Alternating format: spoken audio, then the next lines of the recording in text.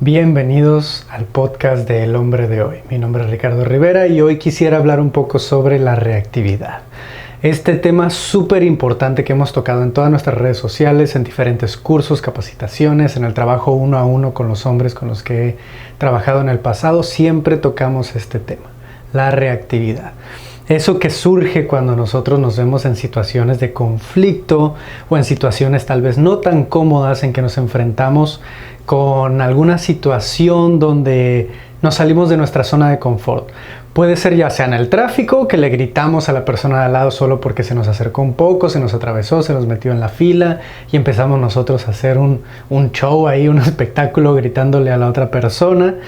Ya sea que nuestro jefe llega a hacernos algún comentario, nosotros nos ponemos de alguna forma tal vez reactivos, nos ponemos un poco tensos. Con la pareja nos llega a pasar mucho. Este es uno de los escenarios donde más se llega a dar todo esto, ¿no? Cuando nuestra pareja nos llega a hacer algún comentario, nos llega a tal vez hacer una broma o a hacer una observación de algo que hemos estado haciendo de una forma que tal vez no es la mejor. Y lo primero que nosotros hacemos es ponernos reactivos. ¿De qué forma nos pudiéramos dar cuenta de que estamos siendo reactivos en ese momento? Vaya, 3 de las formas en las que se puede dar esta reactividad: por el sistema de supervivencia, ese sistema automático que tenemos todos, hombres, mujeres y cualquier persona dentro y programado, es ya sea que querramos pelear, ya sea que querramos huir, o ya sea que nos congelemos y simplemente nos cerremos y no queramos decir nada, ¿no? Esas son las 3 formas. En inglés pues es la triple F, ¿no? El fight, flight or freeze. Son las 3 formas en las que nuestro sistema de supervivencia, la parte que está más controlada o que pasa por la amígdala, es como nosotros reaccionamos, ¿no? Como nosotros nos enfrentamos a esas situaciones de tensión, a esas situaciones de incomodidad en nuestro día a día. Si eso nos está pasando en nuestra familia, con nuestra pareja, nuestro trabajo, en el tráfico, donde sea, significa que estamos permitiendo que nuestro sistema automático de defensa tome el control de las situaciones. ¿Sí? ¿Qué significa esto? Que va a pasar muchas veces en que después de una situación en que no se haya dado un conflicto o una conversación de la mejor manera, nos demos cuenta de que tal vez fuimos impulsivos, que tal vez dijimos algo que no debimos haber dicho desde un sentimiento de miedo, desde tal vez tristeza, desde tal vez enojo, desde algún punto en el que no teníamos esa conciencia o incluso ese control, si lo podemos decir de esa forma, de la situación y de nosotros mismos, ¿no? Así que es bien importante en este trabajo de autoconocimiento y de trabajo propio el poder trabajar en este aspecto, porque si permitimos que todo el tiempo en todas nuestras situaciones esté dominando esa reactividad, es lo mismo que estar dejando que nuestros impulsos, que nuestro sistema automático, nuestro piloto automático tome todas nuestras decisiones. Por eso es tan importante, porque tenemos que tener un poco más de decisión, un poco más de conciencia, un poco más de control sobre a dónde queremos que las cosas vayan, sobre a dónde queremos que nuestras conversaciones, nuestros conflictos vayan, qué resultados tengan. Esto no quiere decir que vamos a intentar controlarlo todo y que todo vamos a intentar que todo esté bajo nuestro control, que todo se dé justo como queremos, no. Pero claro que lo único que podemos controlar es lo que nosotros decidimos, lo que nosotros comunicamos, cómo nosotros reaccionamos ante las situaciones. Es por eso que hablamos aquí de control, ¿no? De poder tener un control propio hacia estas situaciones para que nuestra reactividad no sea la que entre, para que nuestro piloto automático no sea la que entre y domine nuestras acciones en estas situaciones, ¿no? Entonces, ¿de qué forma podemos empezar a trabajar en poder tener un poco más de control en estas situaciones? Porque llega a pasarnos que hay un estímulo, le vamos a llamar de esta forma.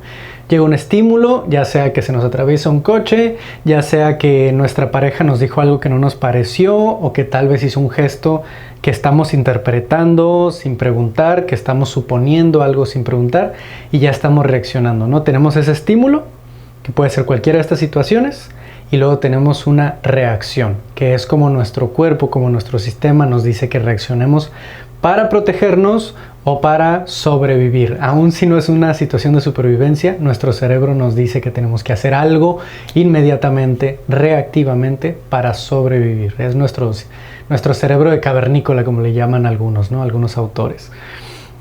Lo que podemos hacer aquí es intentar separar un poco esta distancia entre el estímulo y la reactividad, ¿sí? Entre el estímulo y la reacción. ¿Cómo podemos hacer esto? Vaya, lo que tenemos que hacer es crear un espacio de preguntarnos qué es lo que está pasando, un espacio de conciencia sobre qué es lo que sucede adentro, qué es lo que estamos sintiendo, dónde lo estamos sintiendo en el cuerpo, qué emociones son las que están ahí, y entonces poder entender cuál es la narrativa, las emociones que hay ahí y cómo podemos modificarlo a una narrativa que no se base en el miedo, que no se base en el enojo, que no se base en una forma reactiva de hacer las cosas, de tomar estas decisiones. Así que en estos primeros intentos lo que tenemos que hacer es, cuando hay un estímulo y sintamos esa necesidad de reaccionar, ese impulso dentro del cuerpo de reaccionar, de irnos a ese piloto automático y empezar a tomar decisiones reactivas, ahí hay que intentar detenernos, hacer una pausa y poder hacernos estas preguntas. ¿Qué está pasando? ¿Sí? ¿Cuál es la situación? Esa es la primera. ¿Cuál es la situación? ¿Qué está pasando? La segunda es, ¿qué es lo que estoy sintiendo y experimentando? ¿En qué parte del cuerpo? ¿Qué emociones? Sí, esto es emocional y físico. ¿Qué estoy experimentando en mí? Esa es la segunda. La tercera, ¿cuál es la narrativa detrás de esas emociones? En la narrativa ahí es donde nosotros tenemos que irnos más a profundidad. ¿Viene de la situación que tenemos aquí enfrente o viene de una historia del pasado que nos ha creado este miedo a esta situación? Puede que en el pasado nuestro padre, nuestra madre invalidaba mucho lo que nosotros sentíamos y en este momento con nuestra pareja algo nos hizo suponer que nuestra pareja está invalidando lo que sentimos y ahora nos ponemos tensos y nos ponemos reactivos. Puede que la pareja ni siquiera estaba haciendo esto, pero al relacionar esa situación con una herida del pasado, estamos entrando en reactividad. Ahí es donde tenemos que preguntarnos cuál es la narrativa detrás. ¿Es algo que viene del pasado? ¿Es algo que tengo cargando desde el pasado? ¿O si es un límite que se cruzó en este momento? Esa pregunta es clave. ¿Cuál es la narrativa detrás? ¿Cuál es la historia que me estoy haciendo en esta situación? ¿Cuál es la suposición que estoy haciendo en esta situación? O si se cruzó un límite realmente y hay que poner un alto a nuestra pareja o a la persona que está aquí enfrente de nosotros. ¿Sí? En el caso de que sea una narrativa, de que sea una historia que nos estamos creyendo, hay que definir cuál es esa mentira detrás, cuál es esa narrativa que estamos trayendo al presente cuando no es parte del presente, ¿no? Y la última, ¿con qué narrativa o con qué verdad puedo sustituir esta narrativa? ¿Sí? Son 4. La cuarta es la más importante. ¿Con qué verdad puedo sustituir esta narrativa? Si nuestra narrativa es mi pareja no me está validando mis emociones y viene de una narrativa por mi pasado, por mis padres, por mis parejas anteriores, etc., lo puedo sustituir con en realidad no está pasando esto. Yo supuse por estas actitudes, yo supuse por esta situación que mi pareja me está invalidando, pero no hay ningún dato, no hay ningún hecho de que eso sea cierto. Lo que voy a hacer es comunicarme con mi pareja, preguntarle qué es lo que sucede, preguntar y aclarar qué es lo que está pasando en la situación, ¿no? Sustituyo esa narrativa, esa mentira incluso con una verdad, con lo que puede comprobar que las cosas sean reales, que las cosas son lo que están pasando, ¿no? Que no estamos creyendo una mentira. Este trabajo, estas 4 preguntas las podemos hacer después de que pasó el conflicto. Ya cuando empezamos a trabajar en esto normalmente hay un estímulo y luego tenemos esa reacción y no nos da tiempo de poder preguntarnos estas 4 cosas en el momento. Es difícil, pero podemos hacerlo después. Podemos hacer un análisis post-mortem, ¿sí? Después de que la situación ya pasó. Nos hacemos estas preguntas y vamos a empezar a entender un poco más de cuáles son nuestros patrones en esas situaciones de conflicto, en esas situaciones de reactividad. Ya que lo empezamos a analizar constantemente a través de estas experiencias, va a ser mucho más fácil que esa pausabilidad, que ese espacio se empiece a ampliar, empiece a expandirse. En cuanto eso empiece a agarrar cierta distancia entre impulso y reactividad, va a ser mucho más sencillo poder parar entre ese espacio, ¿no? Dentro de ese espacio. Llega un estímulo, algo nos está empezando a poner reactivos y en ese momento identifico y ya veo familiar esas sensaciones, esas emociones, esas sensaciones en el cuerpo que ya había escrito antes, que ya había nombrado antes y ya puedo decir pausa.